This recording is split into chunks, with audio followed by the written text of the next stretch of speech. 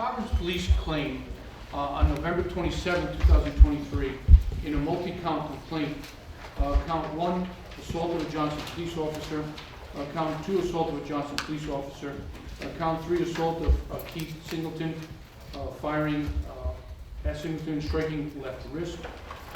Count 4 alleges did without a license to carry a pistol.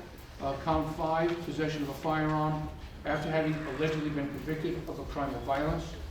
Count 6, possession and use of a firearm while committing a crime of violence. Count 7, unlawfully conspire with another individual to commit felony assault. Count 8, discharge of a firearm while on Maynard Street within the city of Providence. Count 9, eluding police during a marked police cruiser. So counts 1 through 9, sir, I'm going to enter no plea on your behalf.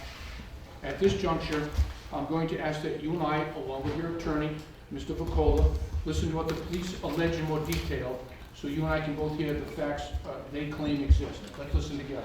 Thank you, Your Honor. Your Honor, on November 27th, 2023, this defendant was, while serving an 8-year portion of a suspended sentence of a 15-year sentence for doing a shooting back in 2015, this defendant, at or around 1:30 in the morning, was in a van with another individual. They were in the area of Eaton and Douglas Avenue in the city of Providence. The van that he was in pursued another individual in an automobile. His name is Keith Singleton.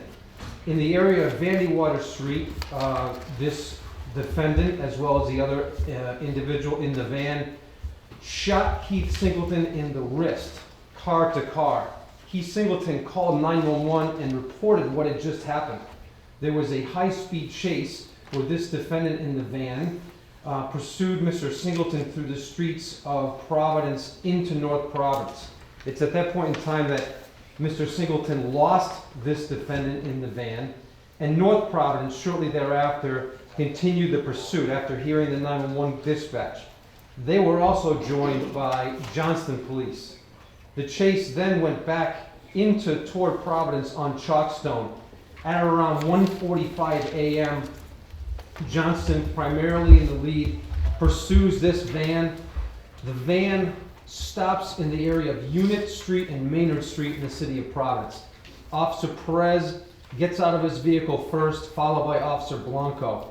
It's at the point in time when Officer Perez gets out of his vehicle that this defendant, we allege, turned around after exiting the driver's side of the van and discharged one shot. Officer Perez and Officer Blanco made a decision to choose which fleeing defendant, this defendant or the other one, as they fled toward a parking lot. They chose to pursue the other, the passenger. At that point in time, Officer Perez and Officer Blanco were fired upon by the passenger. Officer Perez returned fire. I should note that when the state alleges when this defendant discharged his firearm toward Perez, Officer Blanco was in the area of Officer Perez. Officer Blanco and Perez were unable to apprehend this defendant and the other individual in the van. This defendant was apprehended about a week later in East Greenwich. In the area where surveillance cameras found this defendant and the other individual, where their chase split and came together, they found 2 cell phones, one of which was linked to this defendant, indicating it was his, data inside that phone. Another evidence found within the van also links this defendant.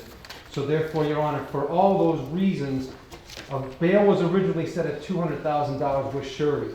The state would urge this court to continue that bail of $200,000 with surety, given the extreme danger to the community that this defendant poses, especially to law enforcement.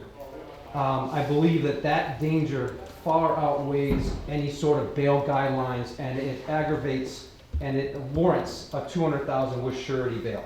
Based upon what's alleged today, this court finds cause to exceed the guidelines because of the present danger to the public and the community, and because of the similar offenses previously committed by this defendant for which he's been convicted. Today, the court will set the bail at $200,000 surety. The court does find that to exceed the guidelines. It finds it appropriate based upon what's been alleged today and the previous contacts. I rented no plea on counts 1 through 9. I make no private counsel enters today. I can put this down for a pre-arraignment conference date March 18th, 2024. Is there any other terms and conditions requested for the terms and conditions of bail? No, Your Honor. Anything else? No, Your Honor, I thank you. appreciate your patience with the court. Thank you. Thank you, Your Honor. That's all on case 6223-9920.